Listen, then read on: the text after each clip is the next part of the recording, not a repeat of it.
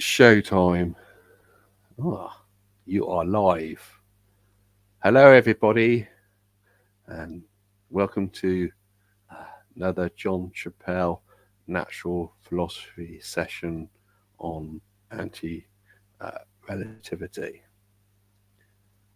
So, for those of us who disagree with Einstein's relativity, it does sometimes get into the news, as I'm going to highlight in this session, but it doesn't seem to get too much attention from the mainstream. I'll just check on YouTube a minute. That one there. Yeah. Right.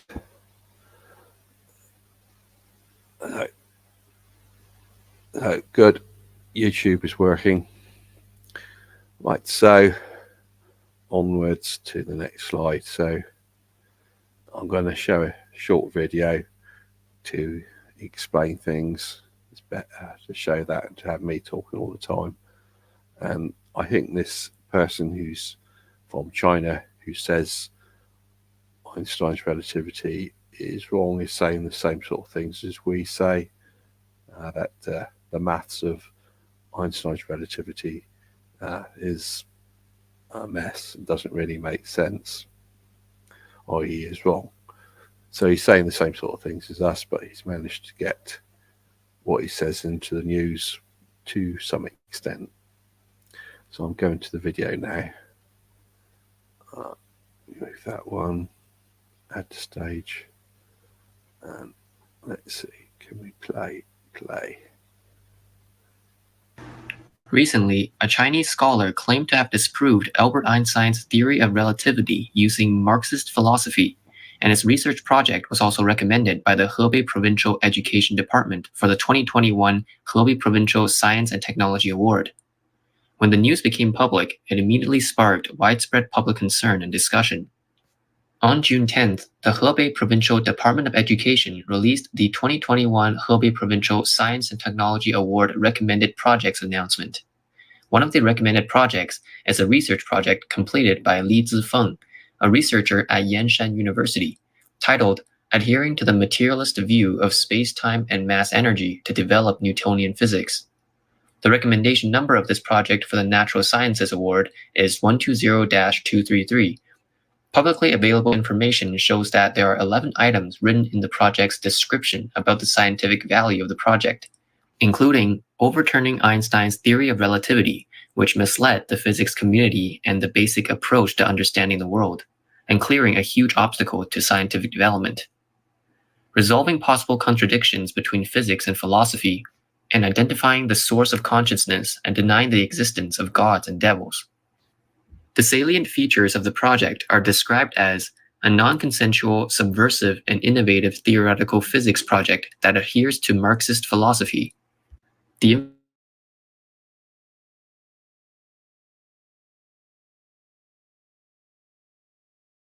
research was encouraged by the Minister of Science and Technology. It was also featured in more than 20 media such as the Science and Technology Daily and Xinhua, and was widely disseminated on websites in the United States, Germany, and Russia. Joseph J. Smolsky, professor of theoretical and applied mechanics at the Russian Academy of Sciences, described the project as an important milestone in scientific research and physics in the 20th century.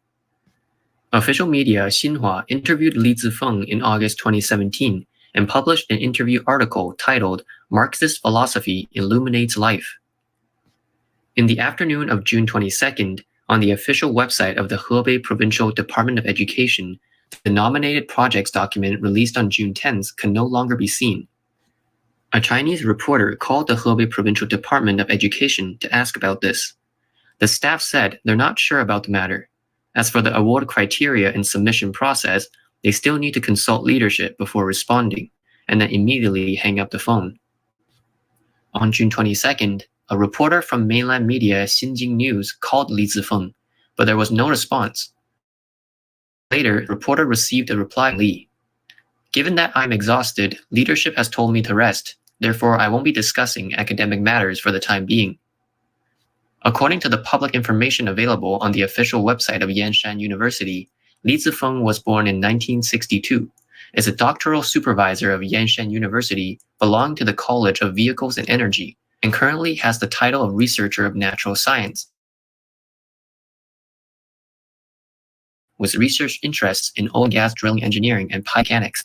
After Li Zifeng's research project was officially publicized, it received widespread attention, and netizens questioned the contents of his research. Some people think that philosophy can be criticized, but science has to have a basis in experiments. There are many people who express difficulty in understanding whether this is actually researching philosophy or physics. Li Zifeng responded to the matter on China's Q&A website, zhihu.com, saying that the project has not yet been established, and the main purpose of participating in the awards is to promote the truth. Winning the award itself is unlikely. Li said that special relativity is based on wrong assumptions and incorrect mathematical derivations, and is an absurd theoretical system. He also believes that general relativity is also wrong, but since he has not written about it, it wasn't included in the project. A media reporter conducted a telephone interview with Li in response to this matter, and Li said, "The country calls for subversive innovation. The so-called subversive innovation is to subvert the now recognized theory. Only then is it called subversive innovation.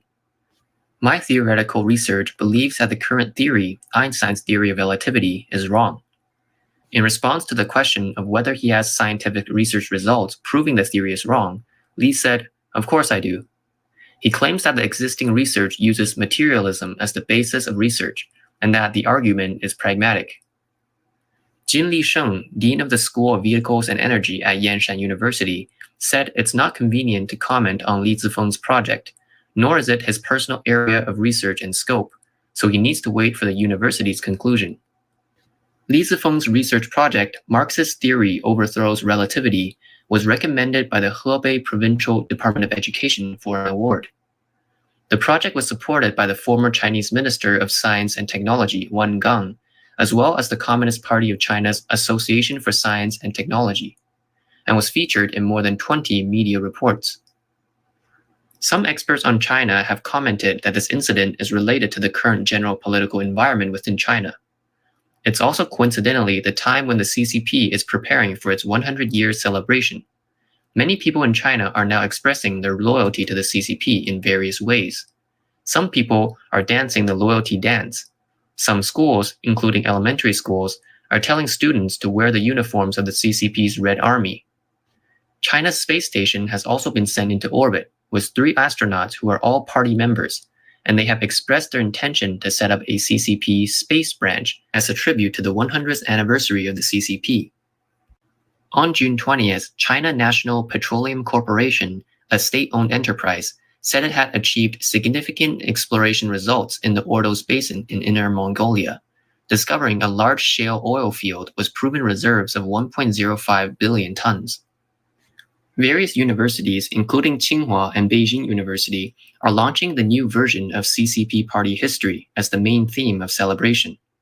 From this, we can see that Li Zifeng's actions were also a show of loyalty to the CCP, and was widely reported in the Chinese media as an example. After the Chinese Communist Party gained power in 1949, a mechanism was established in the Chinese society whereby people, regardless of their profession, had to embrace the leadership of the CCP if they wanted to rise in position or social status. There were even stricter requirements if they worked in the government or the military, where the prerequisite for promotion are that you have to be a party member or a staunch supporter of the CCP. Of course, the fact that many people actively express their loyalty to the CCP does not necessarily mean that they wholeheartedly approve of the CCP's practices and totalitarian philosophy.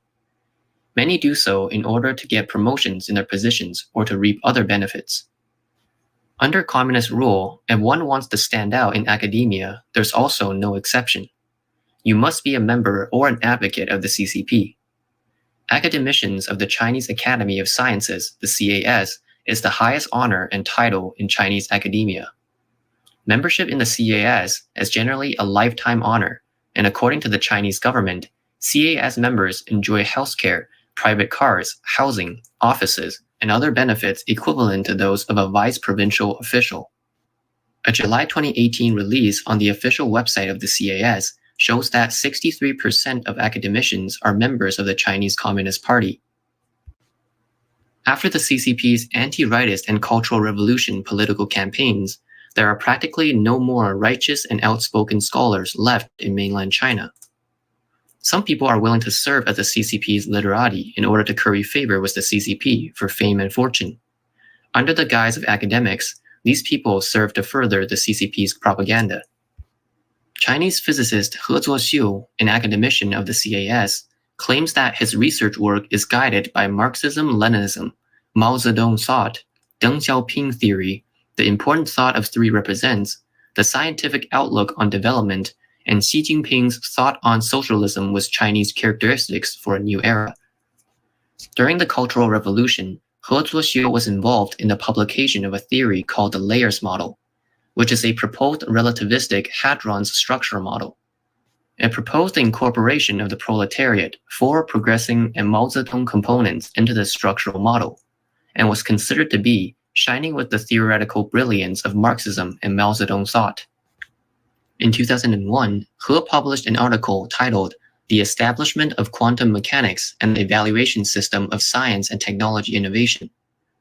Through the development of quantum mechanics, he argued that the important thought of three represents is the fundamental criterion for the evaluation system of science and technology innovation.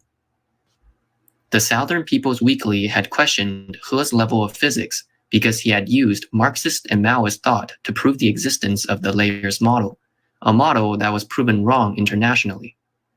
It is not known what He Zuoxiu's actual academic qualifications are, but he certainly receives a lot of benefits. Guo Moruo, who served as president of the Chinese Academy of Sciences for 29 years, was also a representative of the CCP's imperial literati.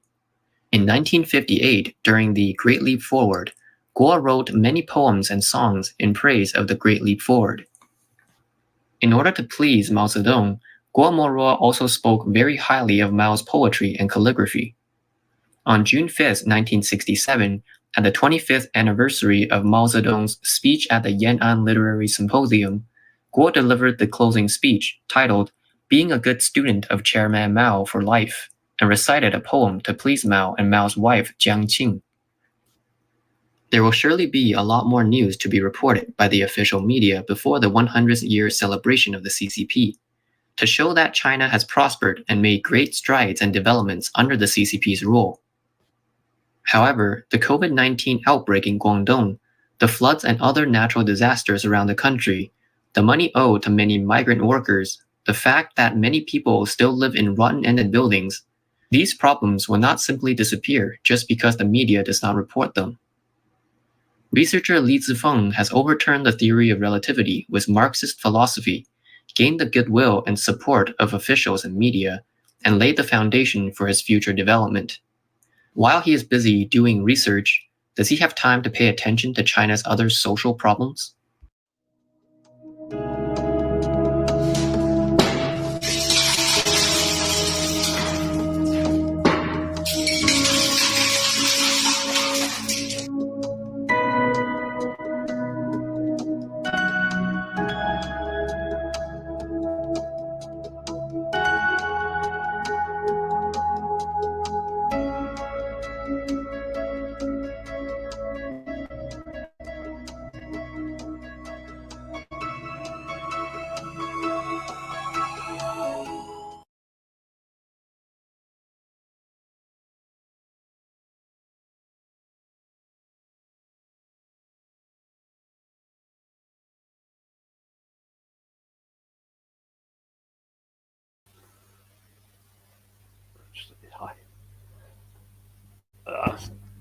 So it gets involved into politics. So I start my slides.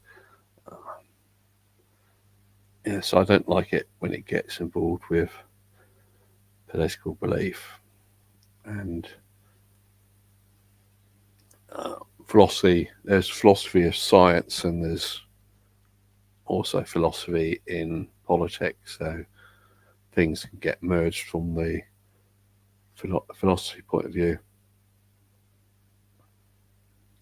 Anyway, don't really see it reported much in the news here in the West.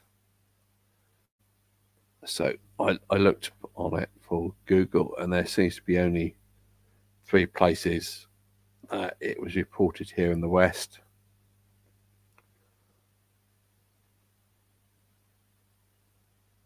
So this is going by what Esquire magazine says about it.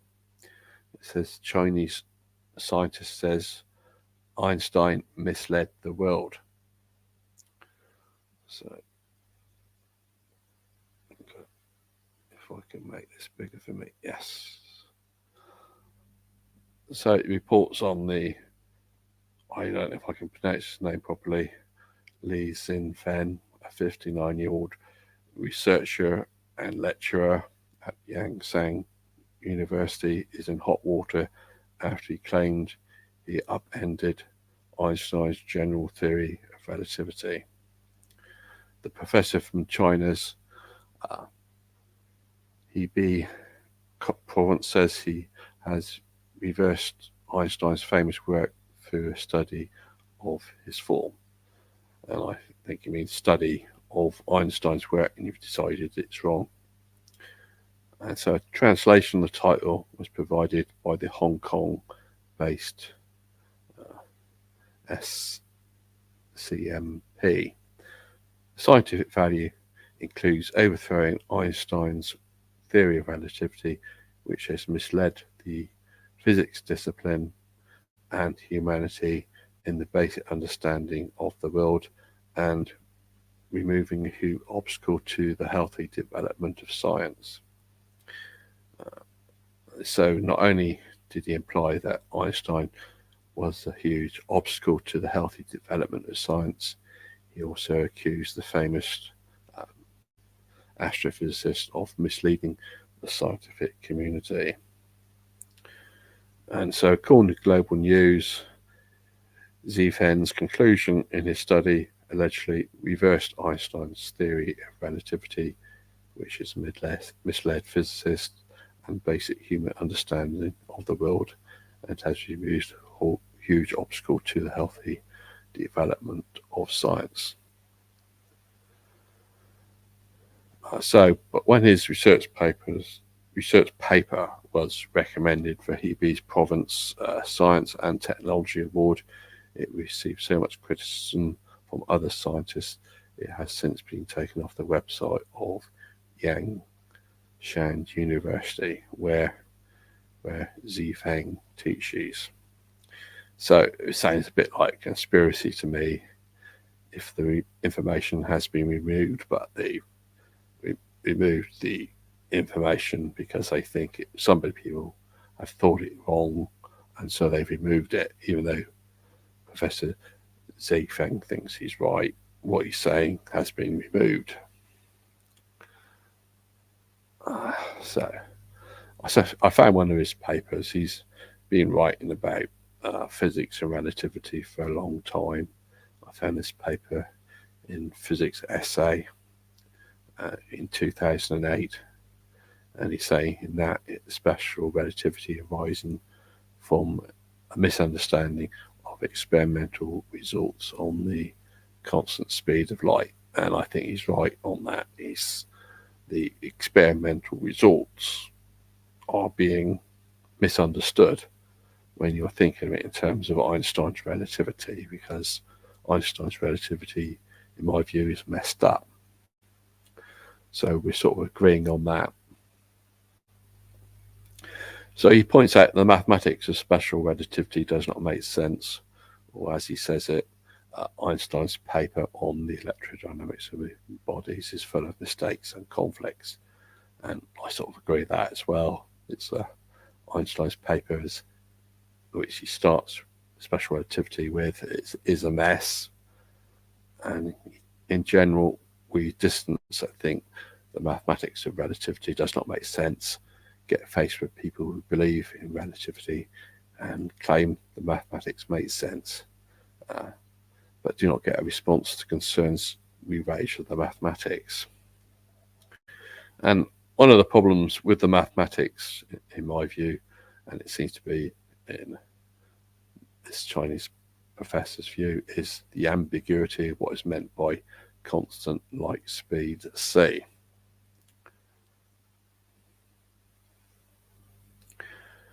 So one of the issues he says is the ambiguity of the constancy of light principle. And I agree with him that the constancy of light speed principle, that's ambiguous. And he's citing that principle as being this incomplete statement as follows. The speed of light measured in vacuum in all inertial coordinate systems moving uniformly relative to one another is the same. The principle of the constant speed of light is from reference 2, and unfortunately he's quoting reference 2 is a Chinese, it seems to be a Chinese book, so it's not one I'm sort of familiar with, but I get the general idea that when people talk about the constancy of light speed, what they're saying is ambiguous. And he points out the problem is it's not pointing out that the speed of light is relative to its source. And that's correct. That I think when these people who believe in relativity talk about the constant speed of light, they don't clarify things about what the speed of light is relative to. Is the speed of light relative to its source? Is that what they're talking about? And when you talk to these people who believe in relativity, it's all very hand-waving, vague, and unclear as to what they mean by what the light is relative to.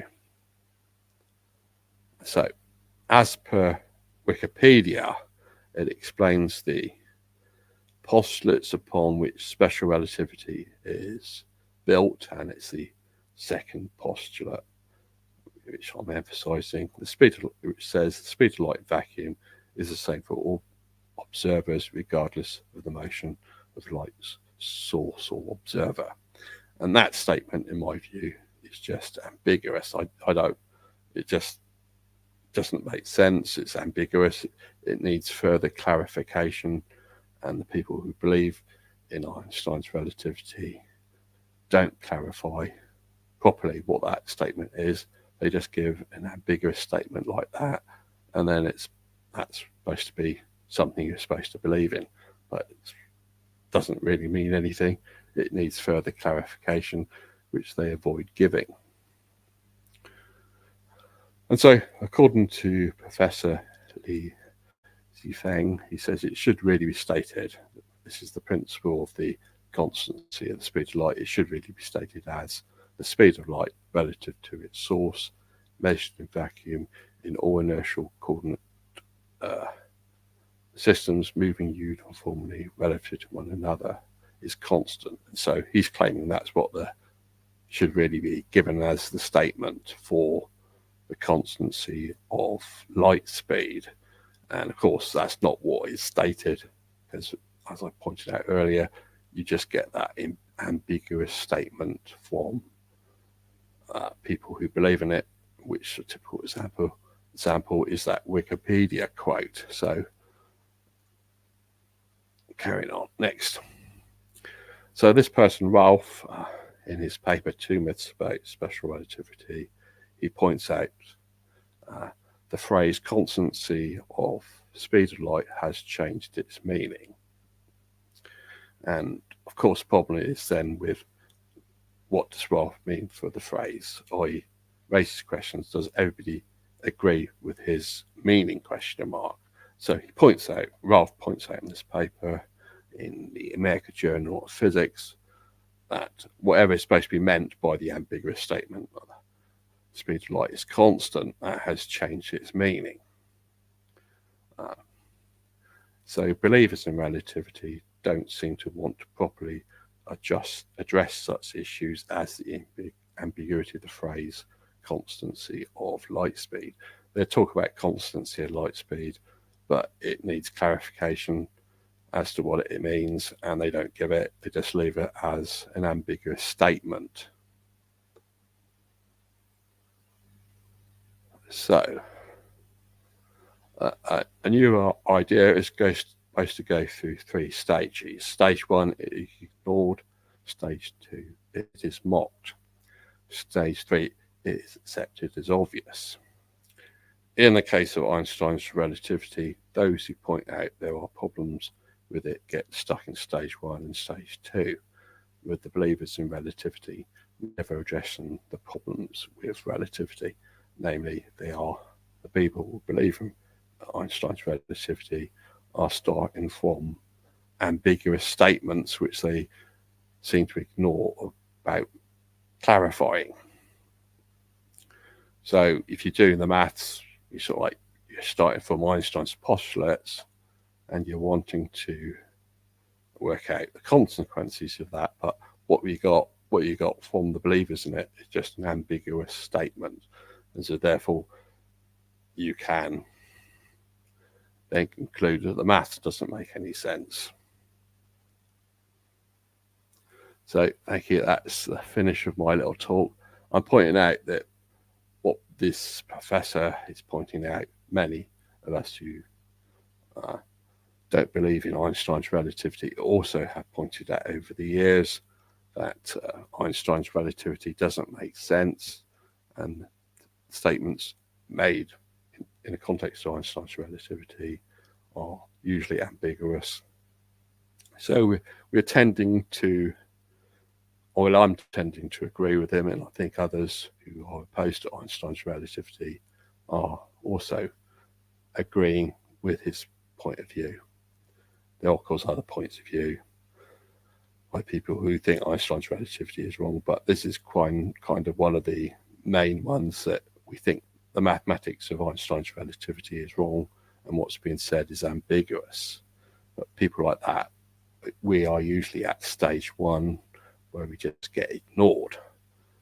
This professor, Chinese professor, Zifeng, managed to get to stage 2. He's no longer ignored, but in response he gets mocked, gets ridiculed, rather than clarifying the ambiguities in Einstein's relativity. Those who believe in it immediately go to stage 2 of mocking the person who's pointing out there's problems with Einstein's relativity. And then it seems to be, well, as per the example, his paper where he's giving his information, well, it suddenly gets removed and it's not given out to a wider audience, and it's what he says seems to be mostly ignored by the news media. They just think, oh, it's nonsense, we just ignore it. And then you've got the news media, they're just biased. Anybody who says Einstein's relativity is wrong, they don't want to look at that point of view, they just want to ignore it. They're biased, they only want to present one point of view, and their point of view is Einstein's relativity is correct. So that's what happens.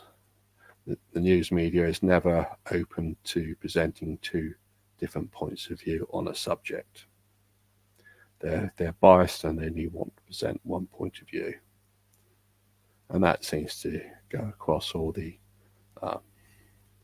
issues in the news. The media wants to present one point of view on every subject. This is the point of view you should take.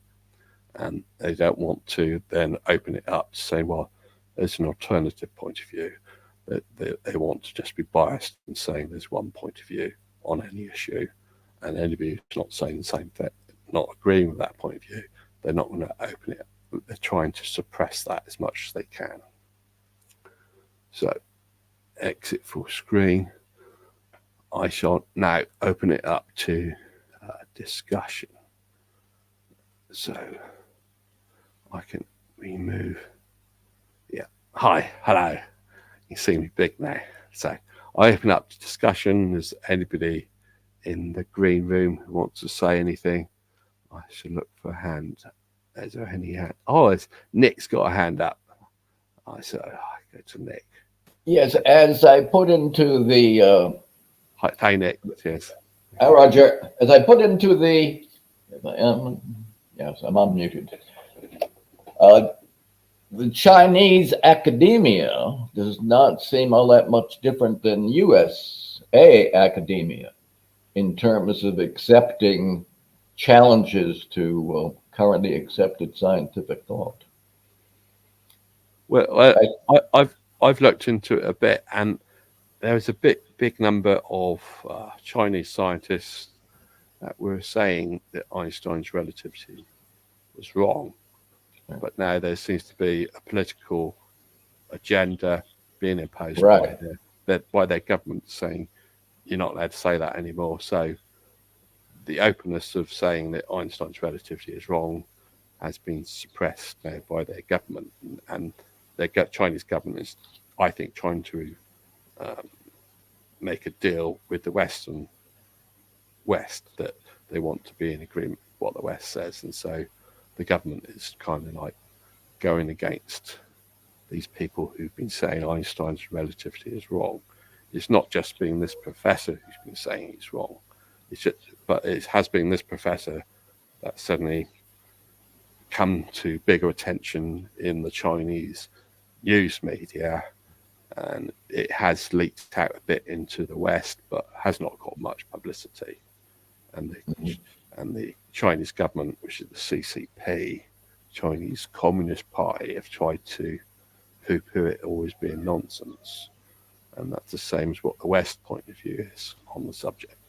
So it does all become political, and I don't like it when he's talking about Marxist philosophy, because he wants to look at physics from a Marxist philosophy point of view. I don't really like that, but it does. But that's his way of trying to get around censorship. That's what's really driving his thinking. But it's sort of like you get stage one, ignore it, and this person's managed to get to stage two, and then it's sort of like he's mocked and ridiculed, and it's all just disappeared from the news media to quite a large extent, and it's just being not ignored now.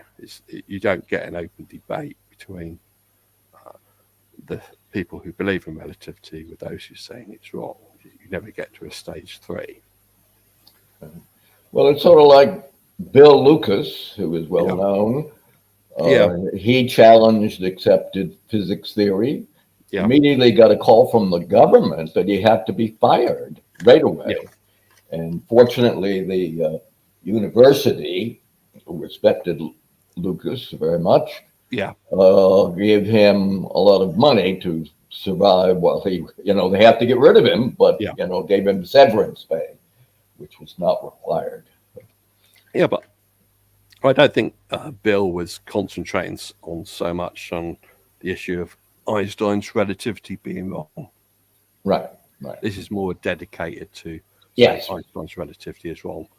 And this is what happens to people who say Einstein's relativity is wrong. I mean, Bill's issue is a different thing about science. He's sort of wanting to look at it from a completely different sort of philosophy of that there is intelligent design, that sort of thing, and that gets suppressed as well. The physics community doesn't want to talk about that too much, but this is the Einstein's relativity.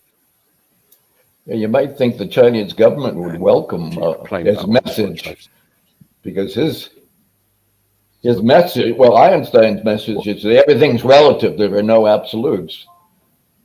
Sorry. What they like that. So I think Chinese government would be delighted to get rid of Einstein. Well, I think the Chinese government would want to say their point of view is correct. Yeah. Which is an absolute. This, it's not everything is relative. Absolutely. Our point of view is correct. So they don't want to go into there's a relative. They don't want to say that there's different points of view. So it's odd with Einstein's relativity that it's both where it gets interpreted. Some people disagree with it, disagree with the interpretation that everything's relative. Sometimes people think everything's relative, and there's other people who say no, it doesn't say that. And with the point of view everything's relative, then there's different points of view. But the mainstream doesn't want to go with that particular thing. They're saying it's an absolute. Einstein's right, and it's their version of Einstein which they're imposing on us, and they don't want to look at alternative points of view. So it's very weird how everything gets twisted around. Yeah. Okay. So I've got any more hands up? No. Unfortunately, Dennis has had problems trying to connect to this session. His computer seems to be faulty, and he can't speak or be seen, unfortunately. So he's in the green room, just lurking, watching without being visible or heard. So I can't get his point of view on things, unfortunately. And James not got his hand up, so I see. So I think it's only just you three in the green room, so I can go to the comments now, see what people are saying. Is that right? Have you got anything else to say? Got anything else to say? Well, if anyone has Rayung Wang's email address, please let me know. Well, was this Li Zifeng? Oh, I've got his address. No, not him. No, I'm sorry. But Wang, who has written a lot about, studies about the effect of eclipse on the sun and its effects. Wang. Yeah.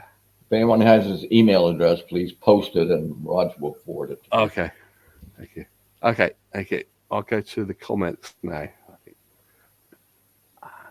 So if you move, right, there you go. She's hi. Just me. I'm back again. Let's see. No, nobody else in the green room. Right. So we go to the comments.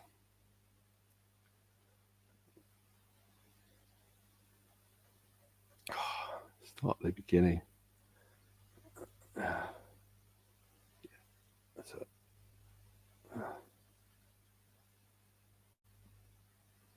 Yeah, so show. Yeah, so Marxist philosophy, the professor is thinking things from Marxist philosophy. I don't think we really need to do that, but that's his preferred way of looking at things.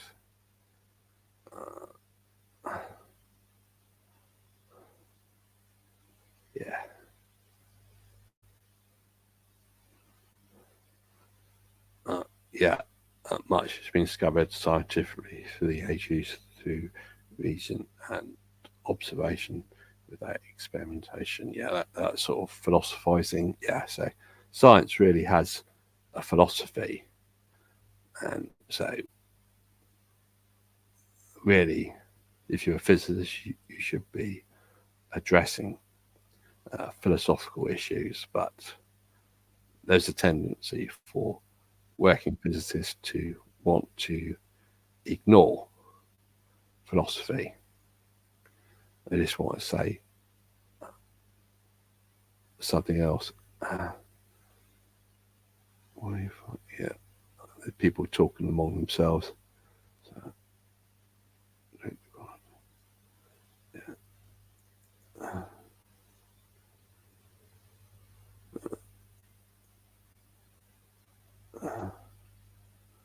so there's other videos on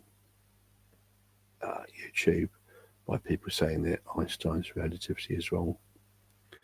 I'm just pointing at this person because he's seems to manage to get into the news media, even though he sort of like gets you kicked out again for getting too much attention. Yeah. So how does communism relate to relativity? I don't think it does. If you're thinking of relativity as physics theory, I don't think it really connects to communism. Communism sort of, I think, comes from Karl Marx, and it's a political philosophy. So I don't know if you can properly apply that political philosophy to physics. It's not my subject. Yeah. This person points out, mixing science with politics is not so good. Yeah, that's right. So it's best to keep the two things separate. But I don't know what the situation is like in China. Maybe you feel compelled to look at things from a political philosophy point of view, and that philosophy is probably built upon communist beliefs.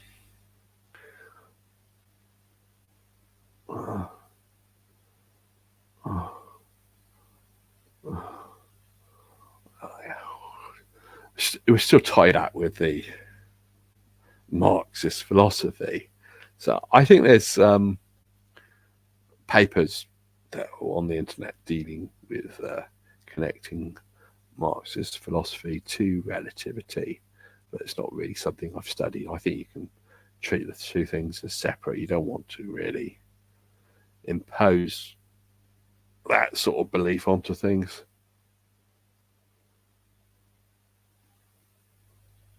Let's see.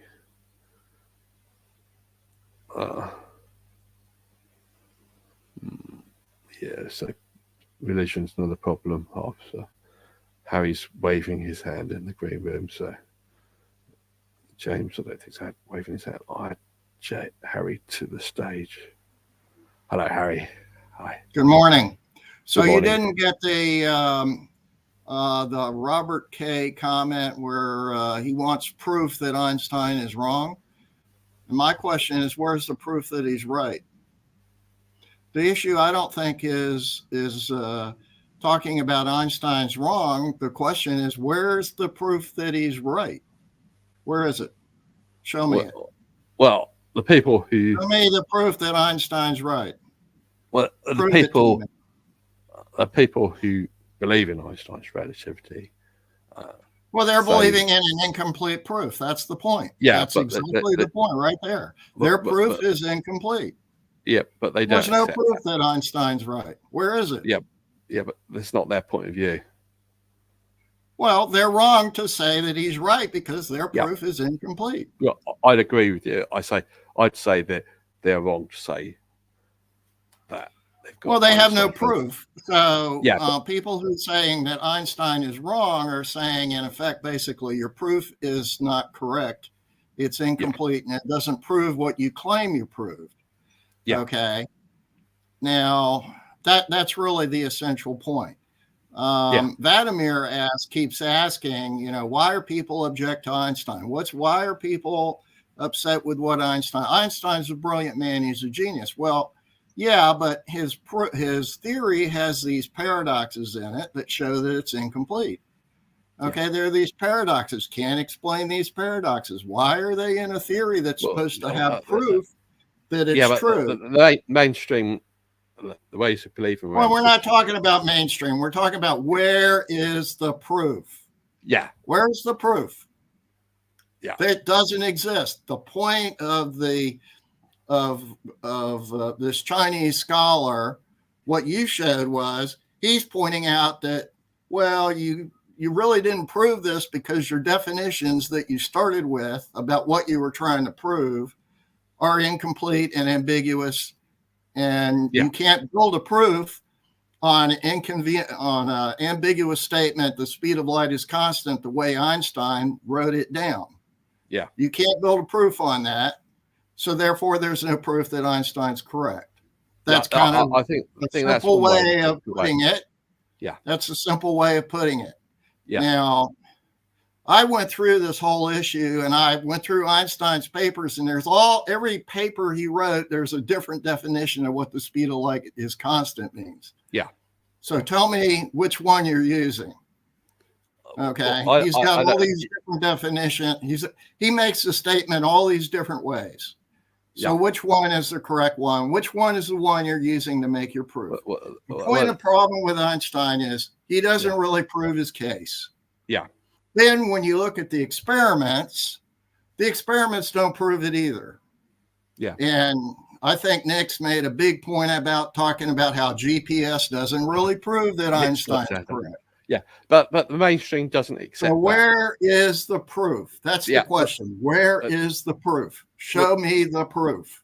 The mainstream doesn't accept that. From their point of view, it is a theory that has been proven by experiment. And when they can say that, but where is the proof?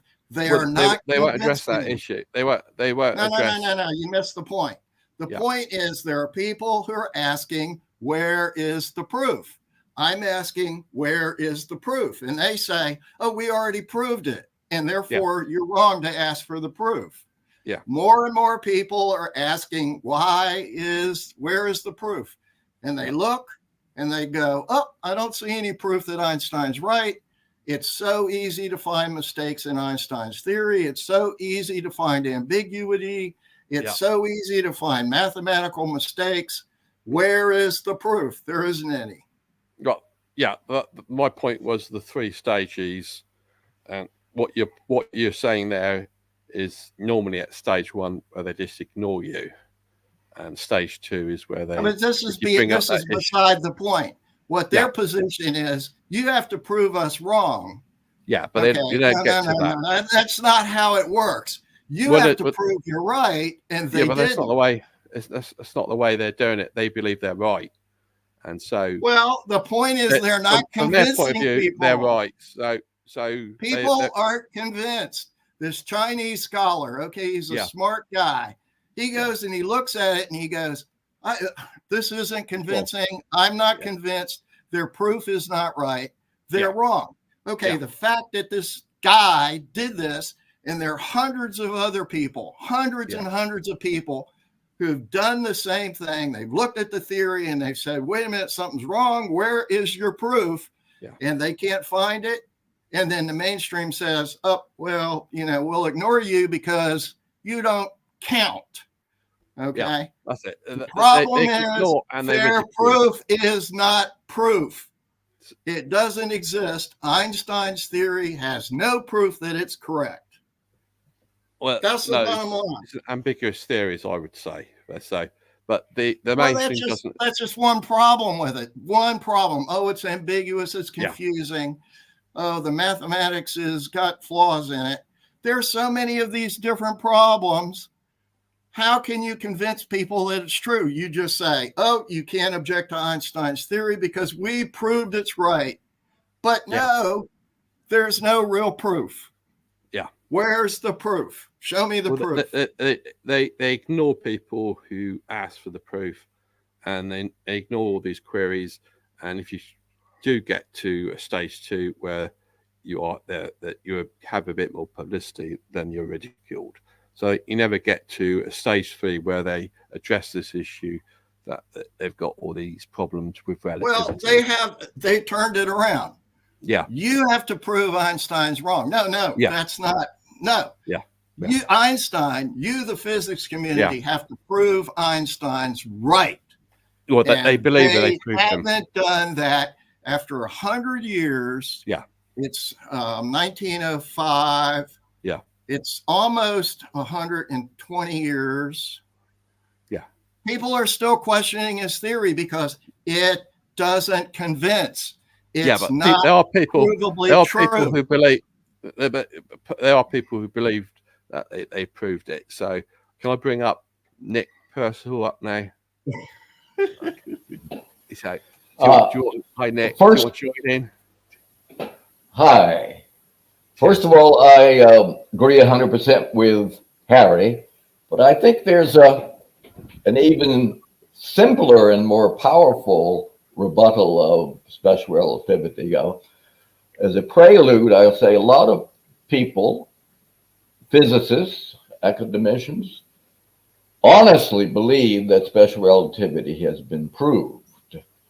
And they do that by taking his equation, and there's some empirical physical data that the numbers come out right.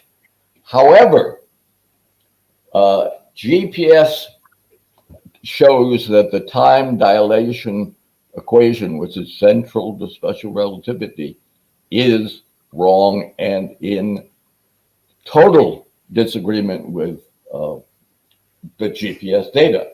For example, there are two ways to interpret the time dilation equation. If you're true to the relativity principle, it's symmetric. So you'd have to interpret special relativity as saying it's a just observed effect. A observes B's clock is slow, and B observes A's clock is slow. GPS shows no. The time dilation effect is totally opposite. It's a physical effect. And since the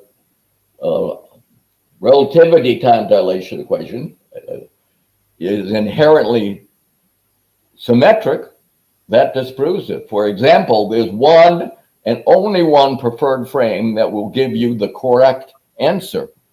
If you choose another inertial frame for gathering the numbers, you'll send people into rivers and lakes and other people's houses.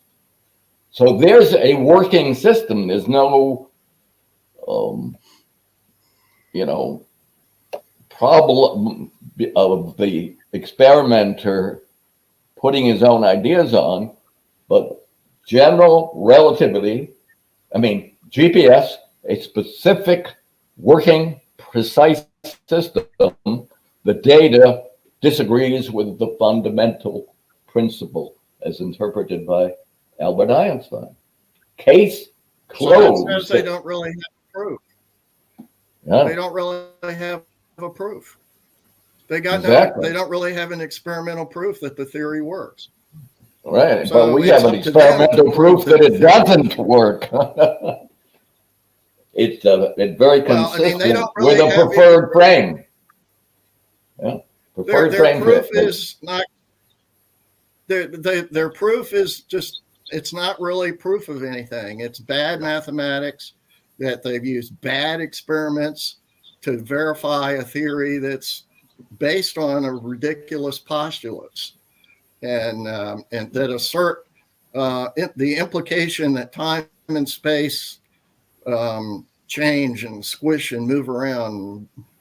Good Lord, time dilates, whatever that means. Time changes somehow. Space changes somehow. These are not physical concepts. These are fantasies. And space morphs into time, and time morphs into space. Time travel. Ridiculous. Yeah. But anyway, the raw data of the most precise system says it's wrong. And Ron Hatch, who was the expert on the data at the GPS system, says it's wrong. Some of the higher-ups have to say it's based on relativity just because there's pressure from the people in authority. Yeah, but for those of us who say GPS disproves relativity, the mainstream says the opposite, and they say that GPS proves relativity. Yeah, but you're missing the point, Roger. The point is the reason that there's a disagreement and people are saying that Einstein is wrong is because his proofs, his mathematics is not convincing, and their experimental demonstrations that Einstein is correct are not convincing. And when people look into it, despite what all the mainstream physics books say, when people look into it and start looking at all the details, they discover that there's all kinds of problems and they become unconvinced. So the problem is Einstein's quote theory is unconvincing as being scientifically correct. They need to provide the convincing proof.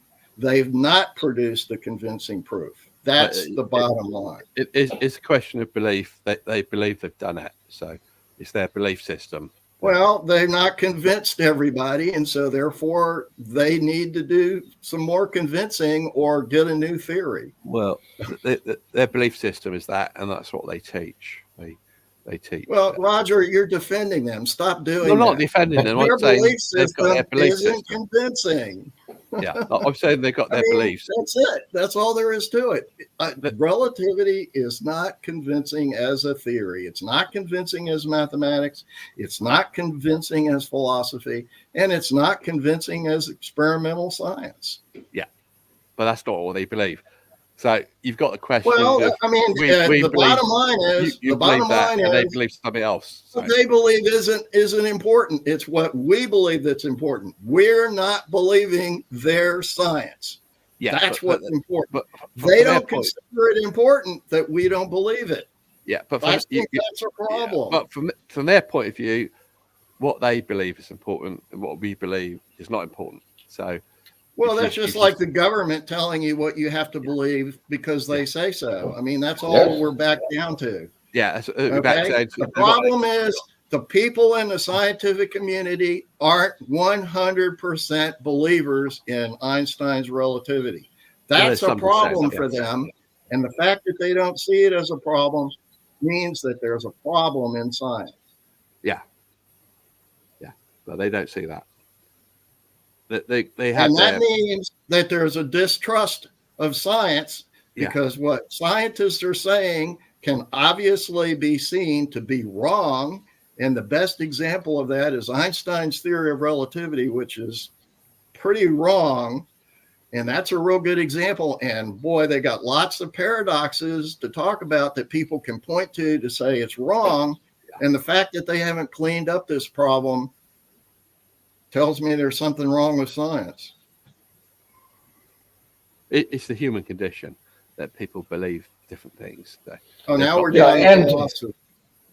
And anyone who has a strong belief system, like physics academia, will tend to automatically dismiss or any opposing arguments or easily accept anything that sounds like a plausible rebuttal.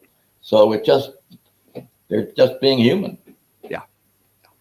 They still have the problem that they've got a lot of people who are constantly talking that Einstein's theory is wrong. They're ignoring that problem, and they're basically setting up a situation where people are losing confidence with the scientific establishment because the scientific establishment is promoting theories that can easily be shown to be false. Well, it doesn't. They're promoting theories that don't make sense. It's really what they're saying, because with the paradoxes, that they're saying there's answers, but their answers don't really make sense as well. So right. They're promoting things that don't make sense. As I said before, when I was involved in the NPA moderator of the relativity discussion group, over the years, I've gotten numerous detailed analyses by people who are smart, who are scientifically educated people with PhDs, and sending stuff to me saying, proving Einstein's theory is wrong. And they all pretty much do it in a different way. Some of them have one approach. Some of them have another approach. They don't all have the same approach to saying Einstein's wrong. What there is consistent is they all say he's wrong. Yeah. And so if you got a lot of smart people with educations, people with PhDs, people who know mathematics, all these people saying that Einstein's theory is wrong and writing big, long, thick books about it, I'd say there's a problem in physics and science. Yeah, Jocelyn Lopez group in Europe published a compendium about 10 years ago of 3,000 papers saying that special relativity was wrong, as you say, from professors and PhDs. And in the last 10 years, probably been another 1,000 papers on that. Yeah, but more than likely. There's the quote by Einstein that when there was 100 people saying he was wrong, why 100 people? One person is enough. So you got thousands of papers saying Einstein's wrong, and you don't really need that. You just need one paper to be believed. And it's not the people who believe in Einstein's relativity just dismiss all of them. There's no one paper that they will believe as showing Einstein is wrong. Well, you're defending their incompetence, Roger. No, I mean, the basic bottom line is this: they're basically destroying confidence in science. Yeah. Because they're defending a theory that is pretty clearly not defensible, and there's no actual proof that Einstein is correct. They have failed to prove it, and they say it's so. They say so, which makes it worse. Yeah. It makes it worse that they refuse to admit that there's a problem and try to figure out a correction. They've made the problem worse by ignoring it. Yeah. And I don't see how anybody can really be trusting in academic science as promoted by professors in universities and NASA and government institutions. And now we even see the Chinese government has got exactly the same virus. Yeah.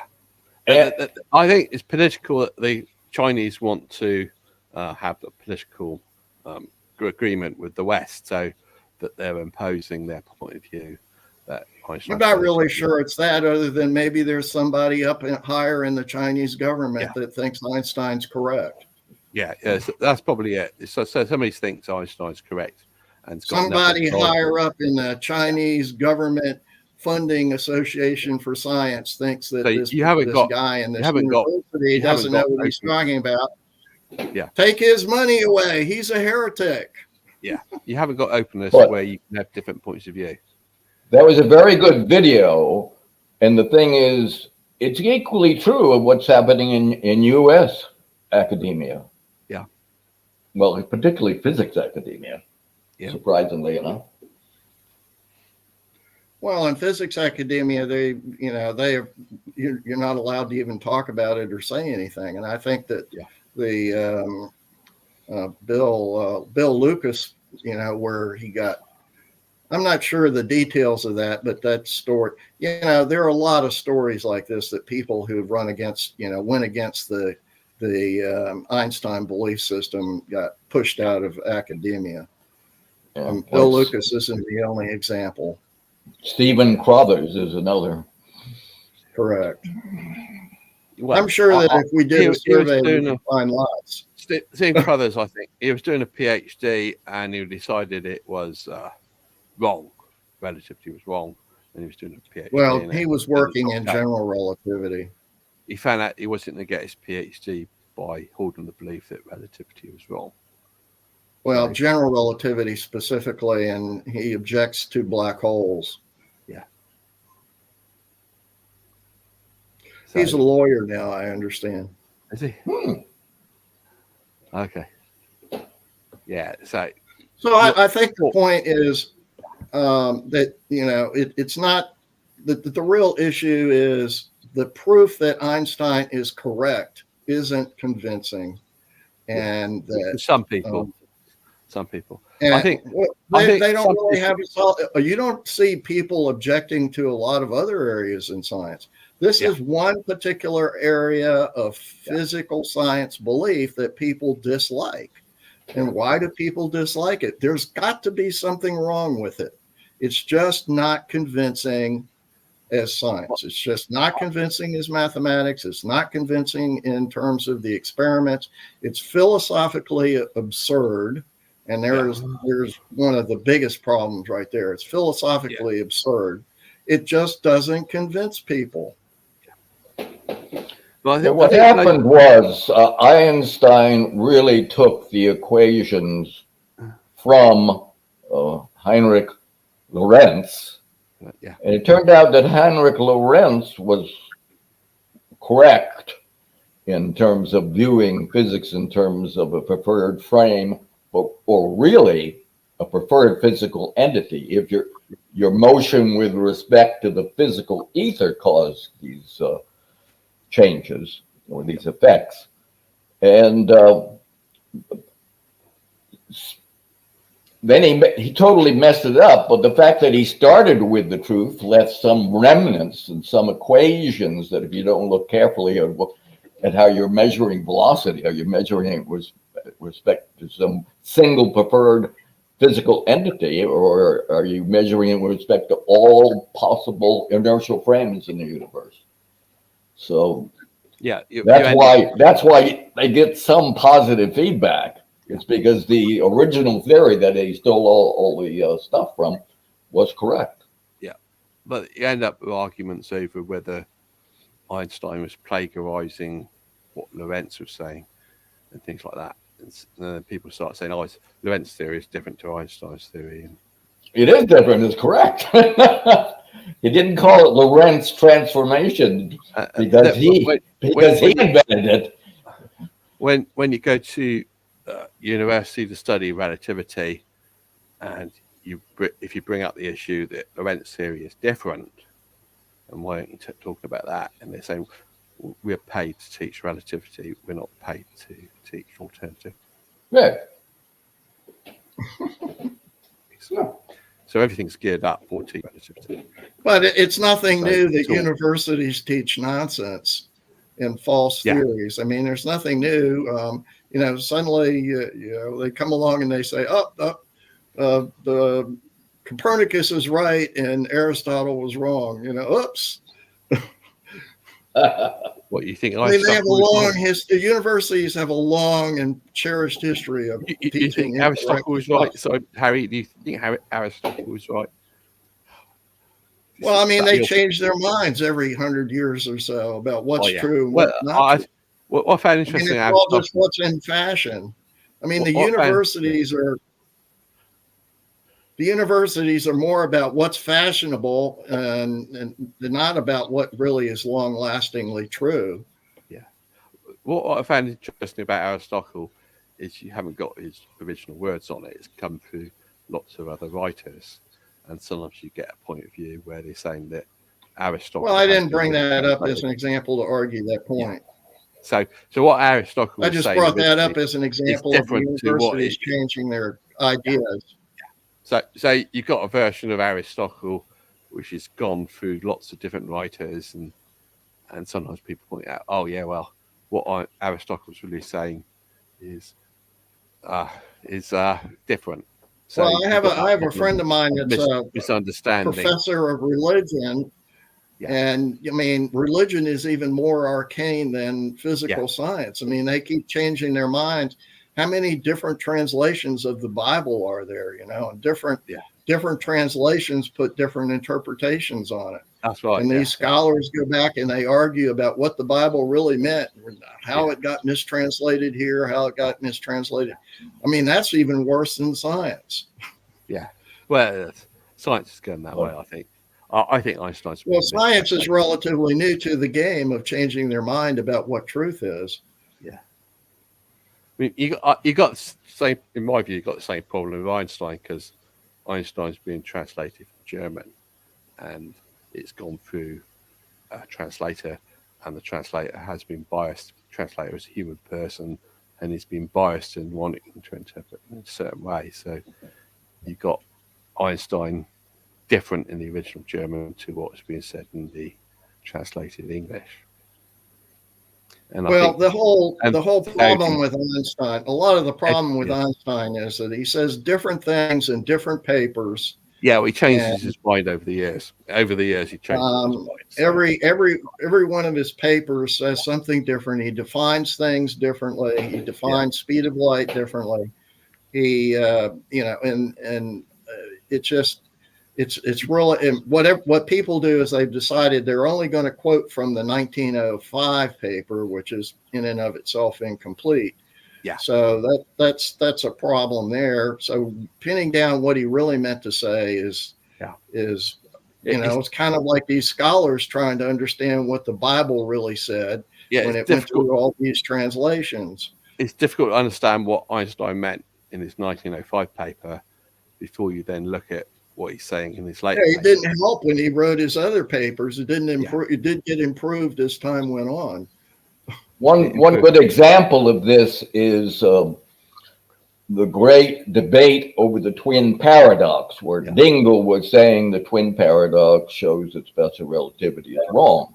Yeah. And the physics establishment just went 100%, but Dingle was in agreement, or Einstein was in agreement with Dingle. Not that he was saying that special relativity is wrong, but he was saying that his claim about the twin paradox was incorrect, and that it should have been explained in terms of general relativity and traveling through a virtual gravitational field. The science establishment was open to discussing what Dingle was talking about for a while, but it was just going on and on and on and on, arguing. And eventually they brought out an authority figure in physics, which was Max Born, and he just basically said Dingle was talking about nonsense, and so that's what they went with. And that's when they also changed what they were talking about, and so now the explanation of the twin paradox doesn't really, it's they're talking about something different than what it was originally. Exactly. If you go back to the 1905 paper, with relativity, he seems to have two clocks as being different. He's talking about two clocks, and they're recording different time intervals. And that's in an absolute sense. It's not in a relative sense. So he seems to contradict himself by. I mean, it's just, it's not really very helpful to go back to the 1905 paper and point to that and claim that that's really the correct, and the fact that they don't. People pointing out that being wrong. There's people pointing out what is science saying. There are too many mistakes in the 1905. The 1905 paper is just full of contradictions and mistakes. So it's pretty easy if you go by that to really show Einstein's theory is wrong. It's really easy. Actually, Einstein was a critical thinker. He seriously looked at the arguments of his critics, and he changed his mind because he understood that they had some valid points. Yeah, he changed his mind a lot, and that makes a mess of things.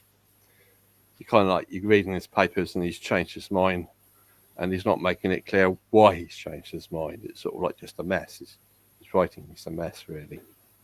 Well, he was clear about the twin paradox.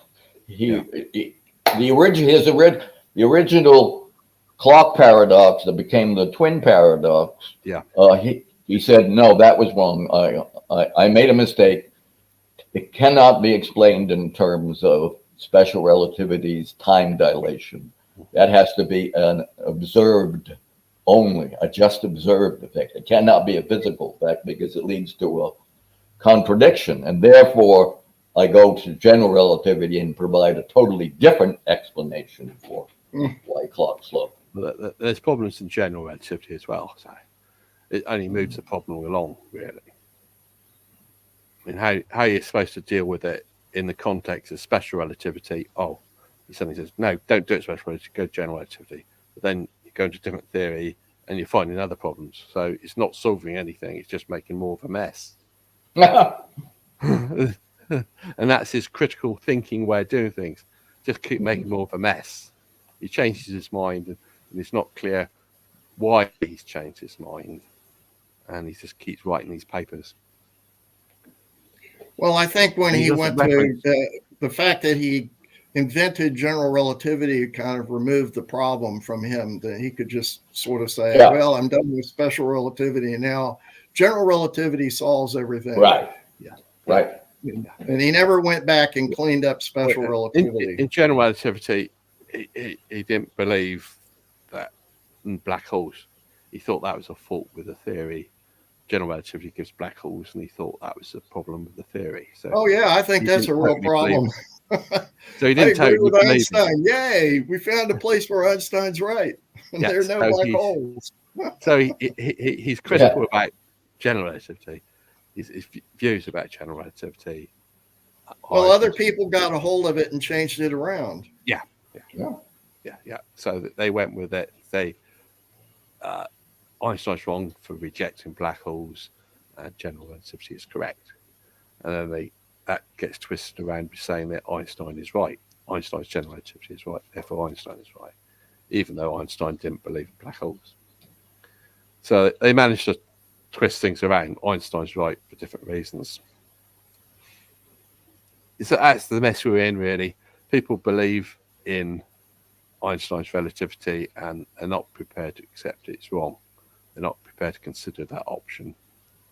And a lot of it, I think, most people. Well, I'm going to give an advertisement. I'm going to give an advertisement for Vladimir's theory. To his great credit, he tries to avoid all that in his womb theory, which I think is a big plus for that. You don't have any of this general relativity, special relativity. He sidesteps all of that.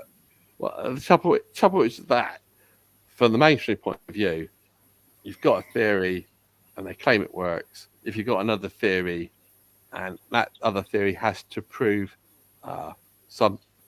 predict something which the theory you've got doesn't predict. And so they're not prepared to jump overboard from relativity to a different theory. So that's the way things are. Well, they're inflexible. They require that you have to have one theory. And the problem is there's no guarantee that they're in the current cosmology, which I've been working on quite a lot. There's no guarantee using that paradigm of the Big Bang theory. There's tons and tons of problems that have cropped up in the cosmology that's based on the Big Bang theory as your starting point. Right. They do all their add-ons. Now you've got a science in what you're telling people that what NASA and all these government agencies and universities are telling people, this is what the truth is. There was a Big Bang and we're proving all these things. And then they put up a telescope and the telescope immediately blows the theory to pieces. Now they have to go figure out what are the excuses. Well, they got what are our excuses for why the telescope disproved our theory? Yeah. Well, maybe your theory is too good to start with. They got loads of excuses. So they really keep the theory and just modify the theory to agree with the experiment rather than saying, I saw this video today that explains the discrepancy in the James Webb Telescope observations is some galaxy from another universe has appeared. Yeah. They discovered a galaxy from another universe. That explains the discrepancy. There's supposed to be other universes, and they can via. We got a discrepancy. Yeah. Our telescope that we spent billions on has disproved our theory. So what we'll do is we'll just go, that galaxy came from another universe. That's the paradigm that's been going on for decades. Whenever they find that the experimental data disagrees with their theory, they don't rethink the theory. They just twist the theory. Yeah. They don't give up the currently accepted theory. They just say, okay, what math can I put in to coordinate the currently accepted theory with the experiments? And then they name it something like dark matter or dark energy or something. And inflation. Inflation. So they've got all their add-ons. They can keep adding stuff on.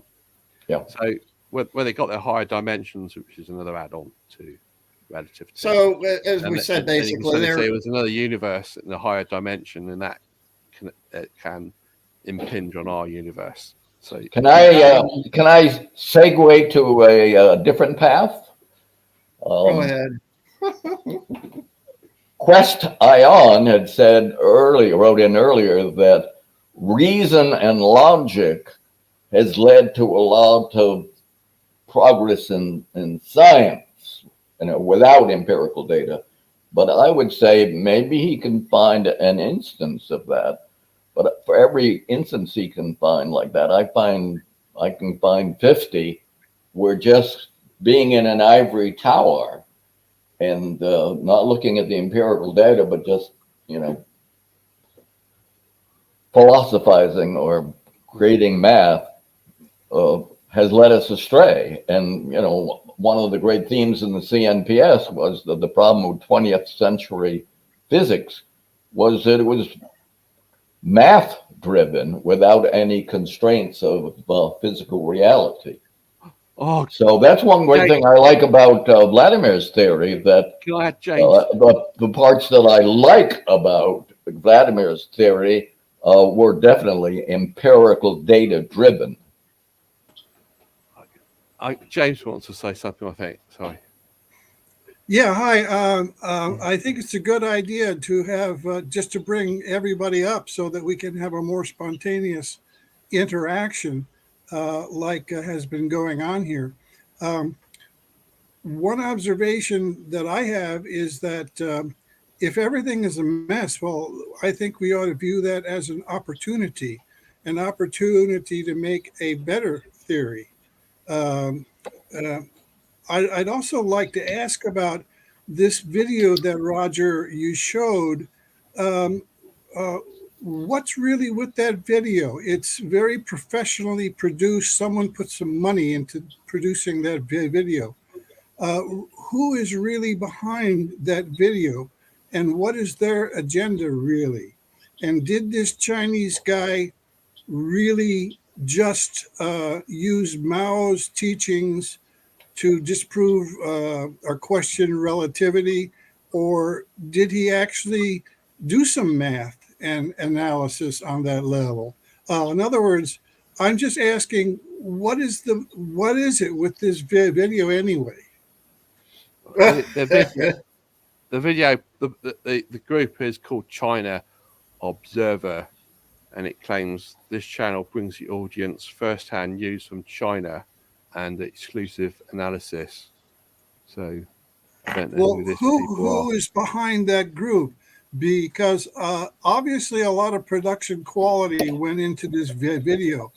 You know, they're showing all of these people doing different things and blah blah blah. So what is really the agenda of this group? Somebody looking at China and reporting back on them, and it does get into our West news media, things like this, and so it's reporting on what's happening in China.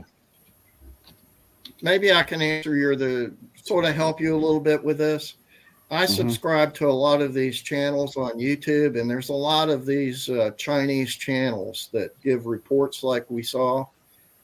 And a lot of them are anti the communist Chinese government.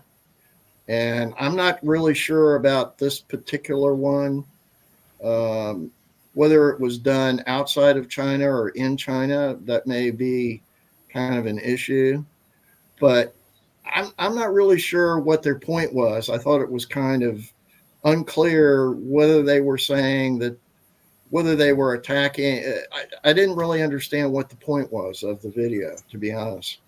I think they're trying to be unbiased. Whether did this guy have a good idea, or whether this guy was being, or whether they were hinting that the government was suppressing his theory, or whether they were making fun of this guy because he's saying something. I didn't really understand what the general point was. Yeah, well, it seemed to me that the general drift was that the Chinese government was very authoritarian. Yes, and I think that was the point. Everybody seemed to have had to check whether it was permissible to say X, Y, or Z. This is a theme in that video. So I was just wondering, as you know, who is really behind this video, and what is really their agenda? I think their agenda is probably anti-Chinese Communist Party, but in a way that was not overt.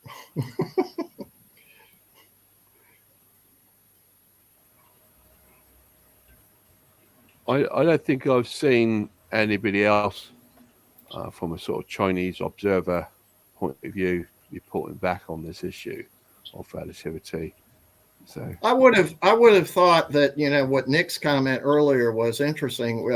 I would have thought that because he claimed to base his claim that Einstein was wrong on Marxist philosophy, that they would have liked this idea. And oh yeah, he's used Marxist philosophy to disprove Einstein. Yeah, but is it Chairman Mao and their main man though? Does it agree with Chairman Mao communism? I don't know. So maybe he came about his problem with special relativity, but from purely physics angle, Yeah. But then he had to accommodate how he preached about it to be consistent with the political environment over in China. Yeah. That's how the two got along. Yeah, that seems to be in agreement, both Harry and Nick's comments with what I saw. It's sort of like the agenda of this video is anti-CCP. I didn't really see it that way. It's he's thinking that relativity doesn't fit with Marxism, and probably the official point of view is that it does fit with Marxism. So he's going different to the official I think agenda. that the video was ambiguous regarding that, Jim. I think that's the whole point, which may mean that it was done that the people who did the video were Chinese. But there's a lot of these videos that come out of China of this type that are highly critical of the Chinese government, but they're not really overtly critical. It's like they point out, all these floods in China. They point out all the problems that are happening in China, all the economic distress that's happening to the people of China. And that's kind of a veiled criticism, if you will, but not an overt criticism.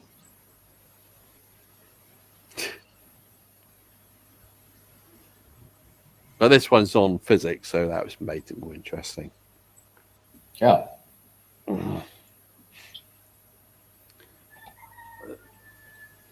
it don't really seem to be open to debating Einstein's relativity over in China.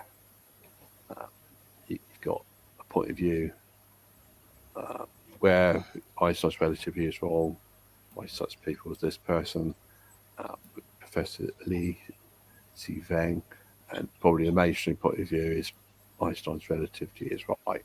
So they're not open to discussion this difference of opinion. And we're not in the West, we're not really open to discussion that difference of opinion as well. There's no in the news media, they seem to always just want to push forward one point of view.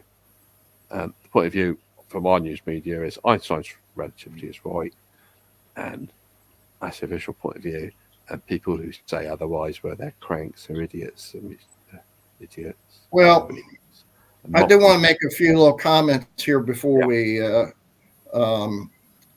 I noted that the paper that you put up there was from Physics Essays, and that seems to be one of the few anti-establishment journals that's willing to publish alternative points of view. Yeah. Now, the reason I bring this up was because one of the things that started me on really becoming suspicious and unconvinced regarding Einstein's theory was a paper by this Chinese guy again, Hasio by I, and he wrote a paper where he was talking about the lever paradox and special relativity. And he did a very good analysis. And one of the things that started me off on disagreeing with Einstein was reading that particular paper. And that had a big influence on how I thought about Einstein's theory and what he was talking about. And he points out a number of problems in Einstein's 1905 paper and how to interpret it, and problems with understanding what Einstein is saying, because it's, he specifically points out areas of confusion. So I don't think that it's really unusual for Chinese scholars to be critical of relativity, and this goes back to mid-90s, I believe. I don't think Physics Essay is one of these prestigious journals. There's other ones which are more influential, like Nature. If you get published in Nature, then you get more. Yeah, but Physics Essays actually has interesting stuff worth reading, And I don't think those other journals do.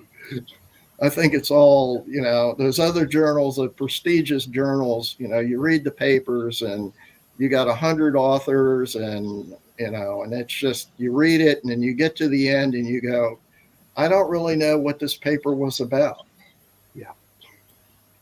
I didn't learn anything from reading this paper. It just was a waste of my time. That's my reaction to most professional journal papers that are published by the establishment in science.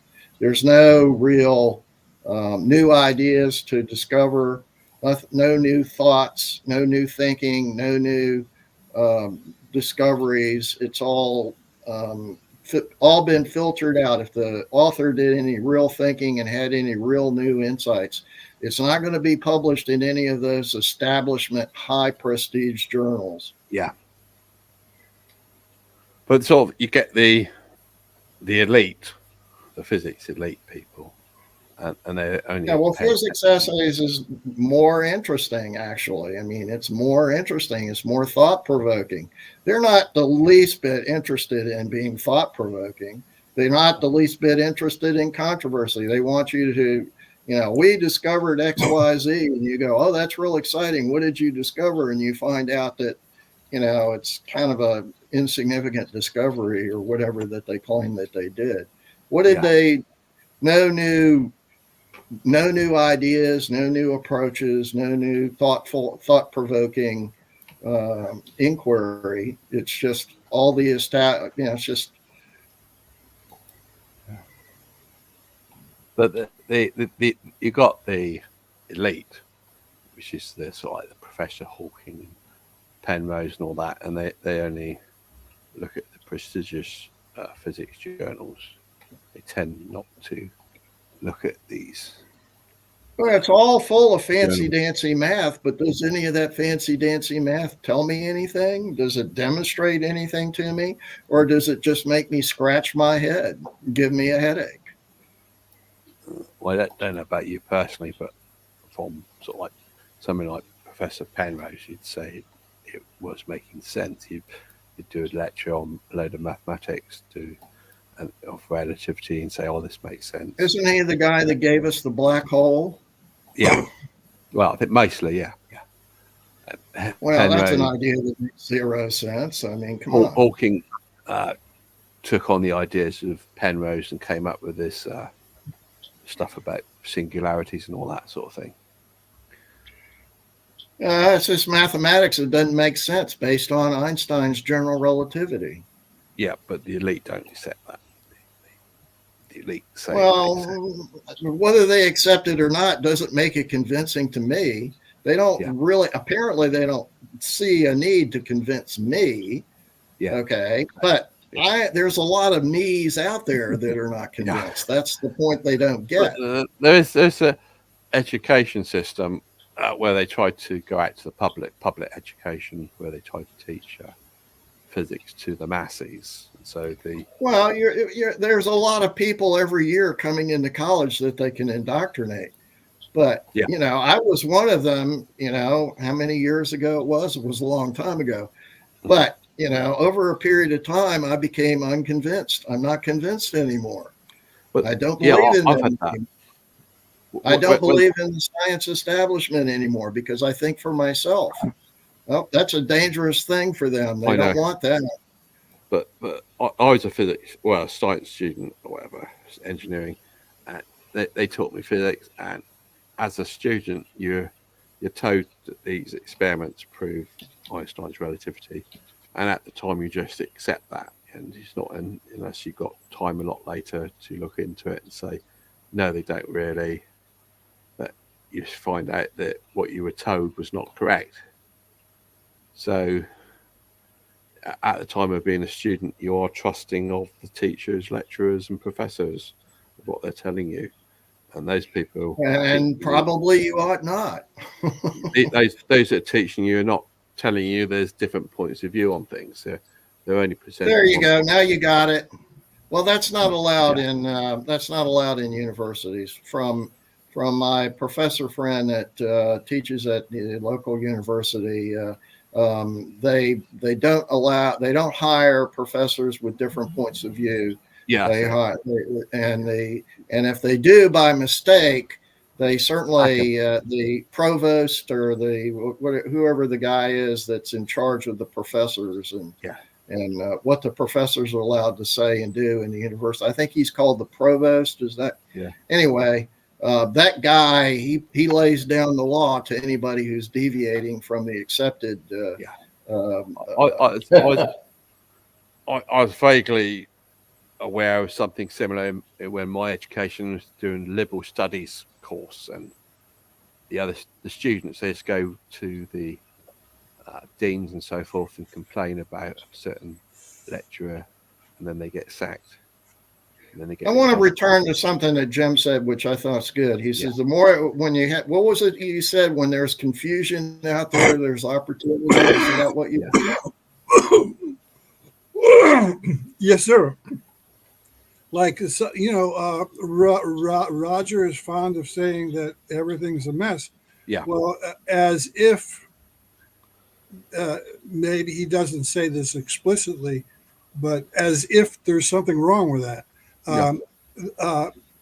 I think if everything is a mess, that's an opportunity to introduce new ideas and to pursue new avenues of approach. Yeah. Right, but there have been 3,000 to 4,000 people who have tried to exploit this opportunity, and it's just been canceled. The mainstream, the people who believe in Einstein's relativity don't accept it's a mess. Well, I would add to what Nick just said is a belief in meritocracy. That if we look back at some of the greats in physics, Galileo,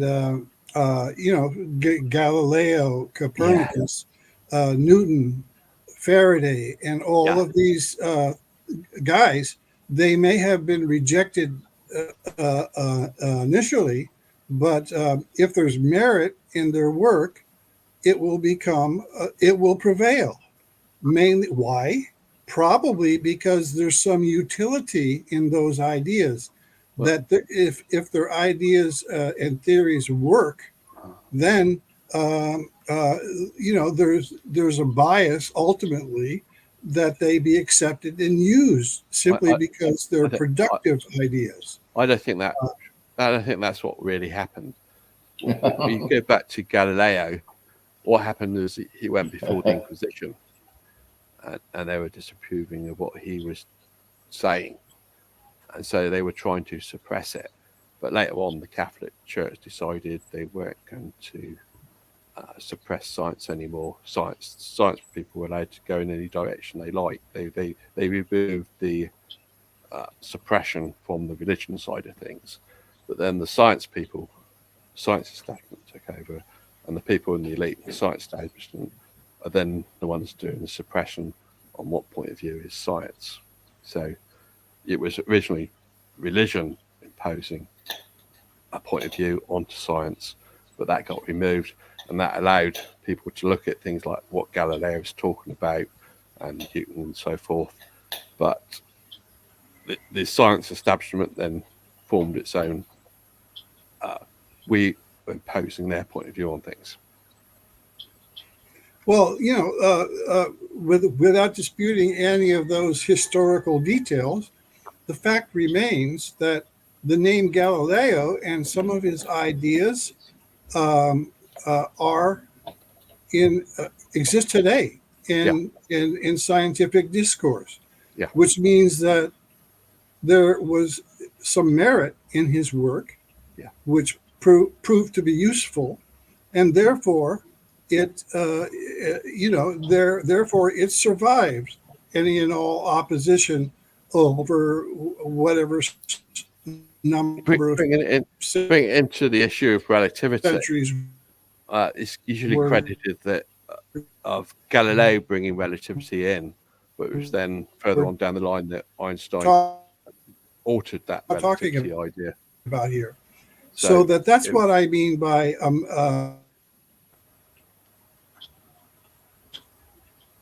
So the mainstream is going by Galileo's right about some things. Galileo's relativity had to be improved upon by Einstein. So you've got this authority thing still going on, and so they've got Galileo. Okay.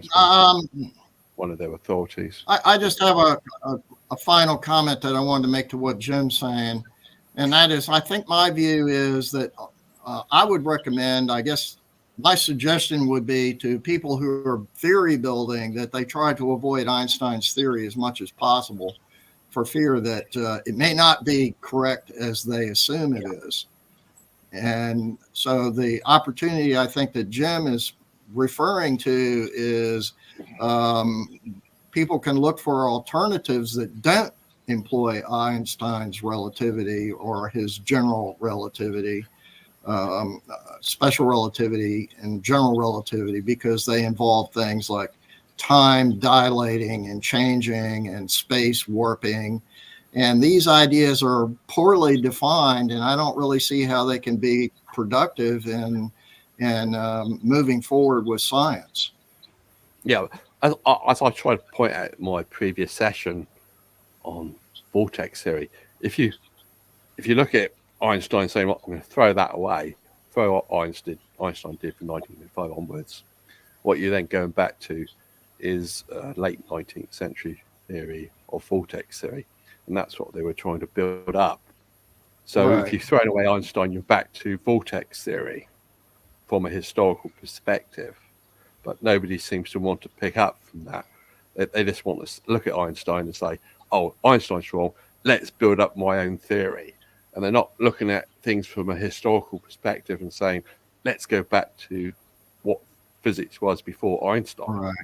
They're not actually doing that. Vladimir has tried to do that to his credit. He's tried to do that. He's that's why he's talking about classical physics a lot. What, Vladimir, was it you mean? Sorry, I didn't hear that. In the womb theory, world universe model. And well, I haven't been able to follow it too much, but I didn't really pick up that he was going back to vortex theory. Well, that's just one of the possible theories that you could. Yeah. I'm familiar with that theory. That was Thomson's idea. Yeah.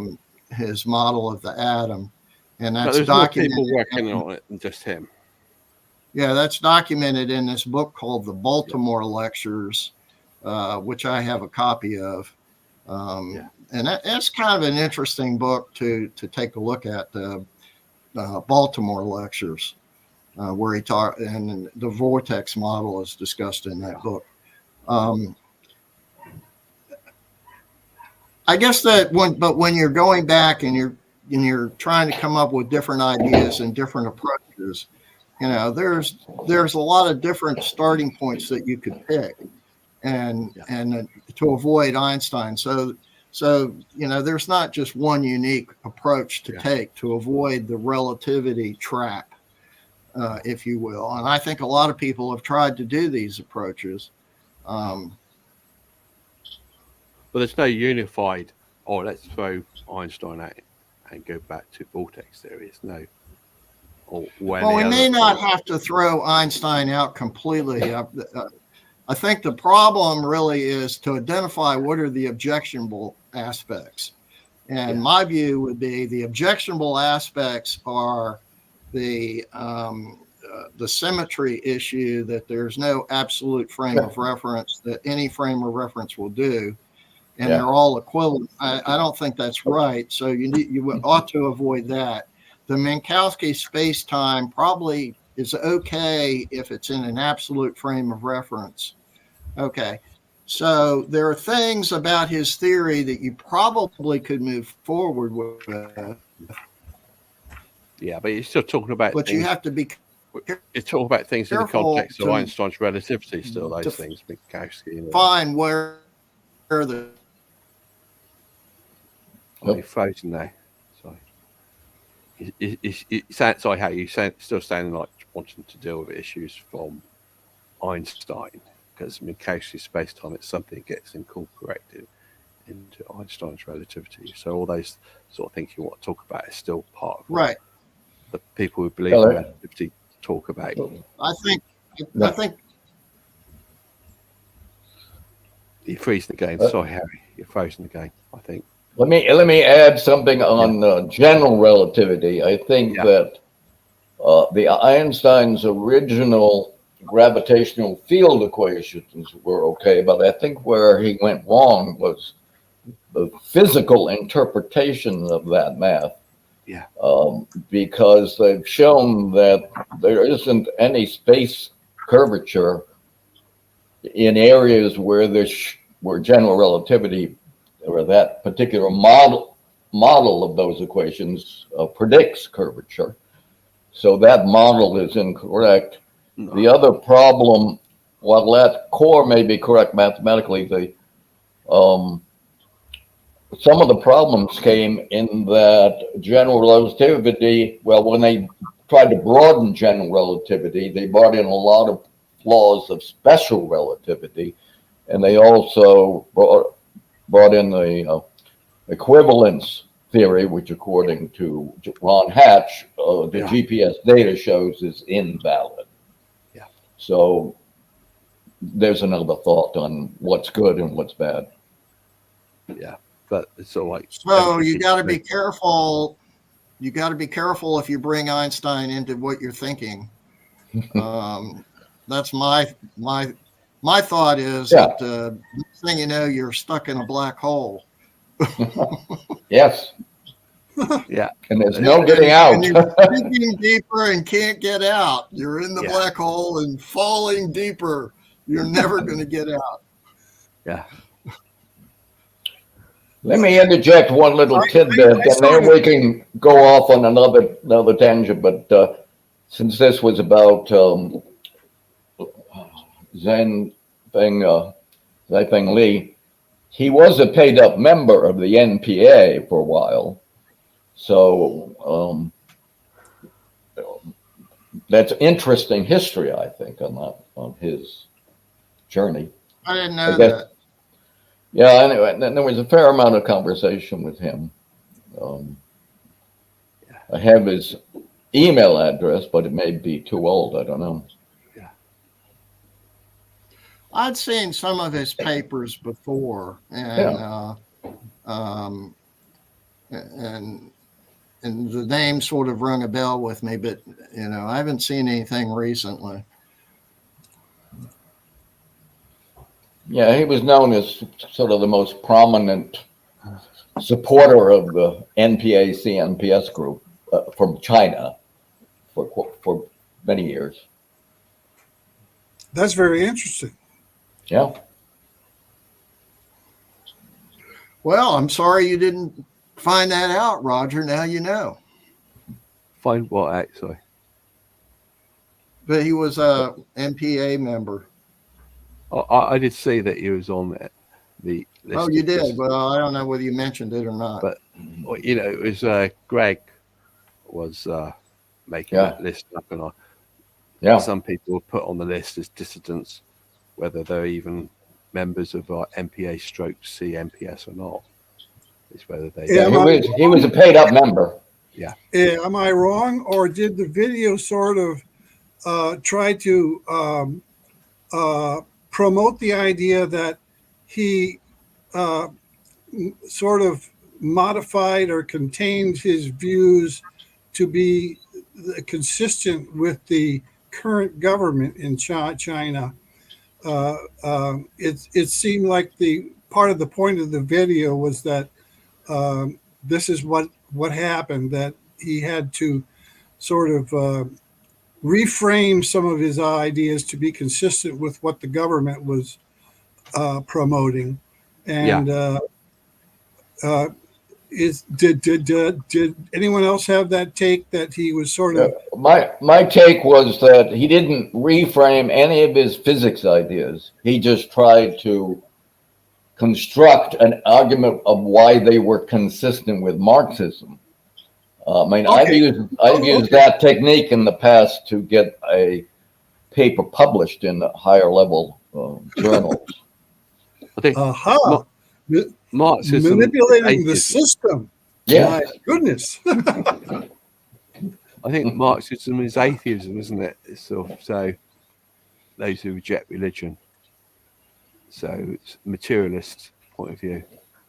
So trying to look at science, stroke physics from an atheist point of view, consistent with. I was actually wondering what Marxist principles that he was using to justify his opposition to relativity, but that wasn't mentioned.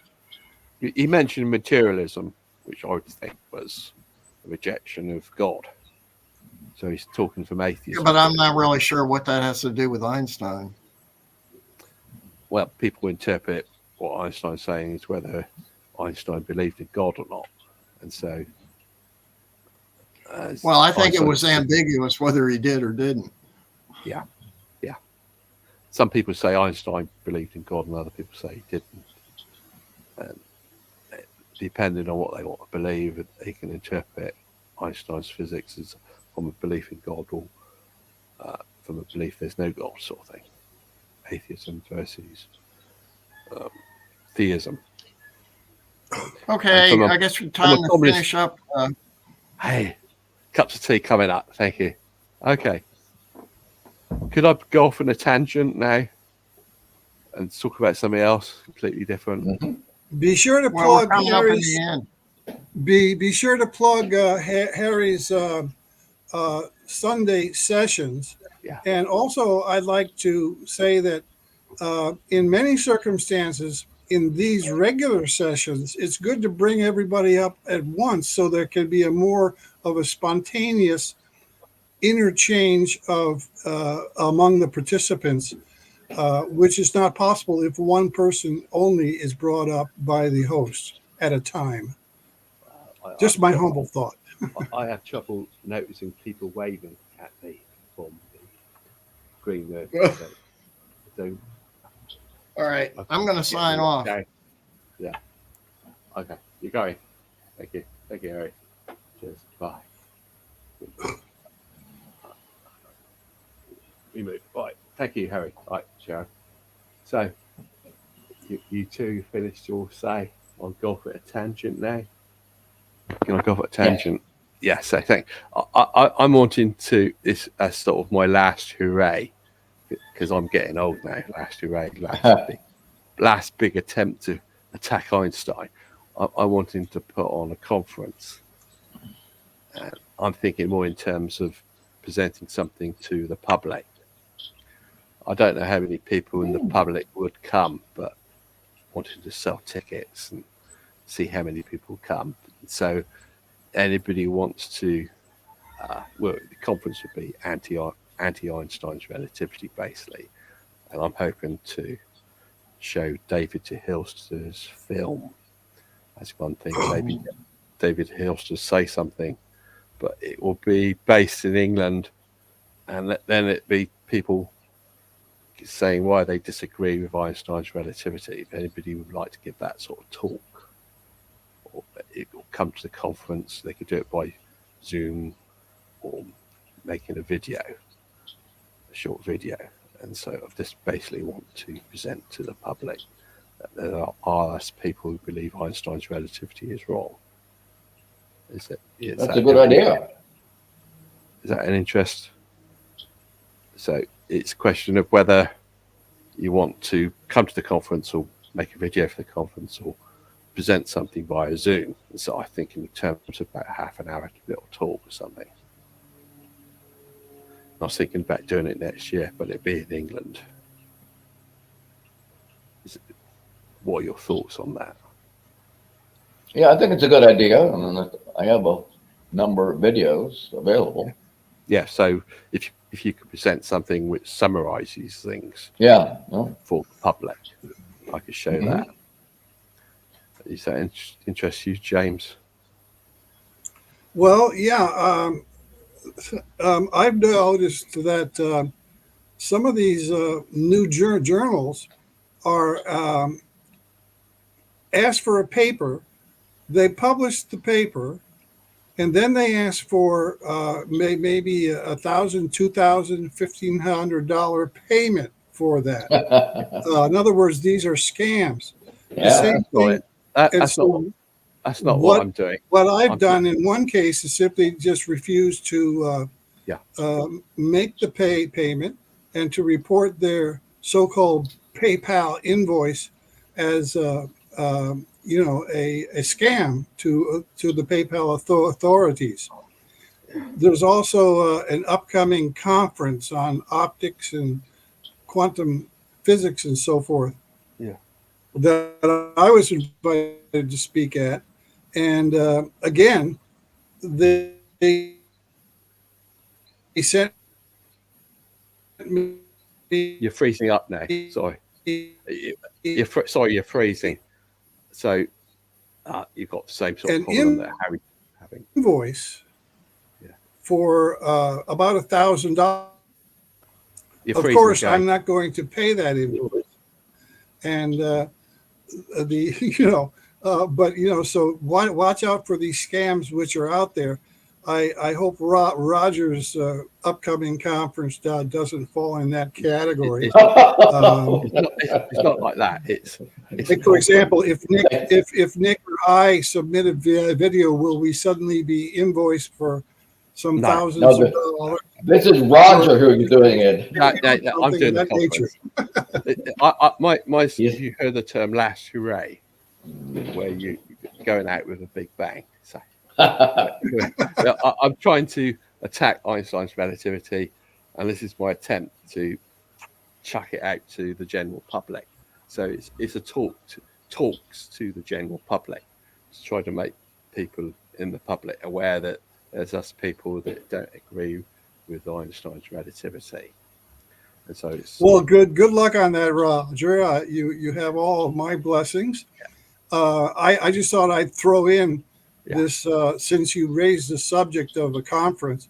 I would throw in that some people have adopted a business model of tricking dissident scientists into doing things which then they're invoiced for, and many of them might feel forced to pay those invoices. It's not a business model. I recommend that all of those invoices be ignored and even reported to authorities as a scam. It's not. Thanks for that. I've seen a number of those attempts in my inbox. It's not a business model. Yeah.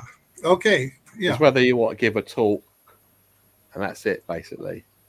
And right. I just threw these scam things in there, not to refer to Roger's upcoming effort, I'm not looking to make a profit. Because it seemed to be on topic. I'm not looking to make a profit. Just to bring more public that's awareness. What they all say. The way you make a profit is that not you, Roger, but the way these scam artists make a profit is they get paid for their services to organize the thing, whether it's a journal or a conference, and they get paid for it. Whether the overlying organization winds up bankrupt is irrelevant.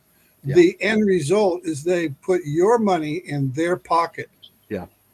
In an unscrupulous way, in my opinion. Okay. But that's business. That's the business world. And in all of these cases, at least in what I've seen personally, and perhaps Nick has seen the same thing, is we're never told ahead of time that there will be a charge. Just submit your paper. Then you receive the invoice. I don't want any papers. I don't want papers. I don't want any. No papers. So just a warning. No papers. These scam artists I've got too much to read already. I've got piles of things to read. I'm never getting through them all. Okay. Thank you, James. Okay, so that's what I'm just throwing out there.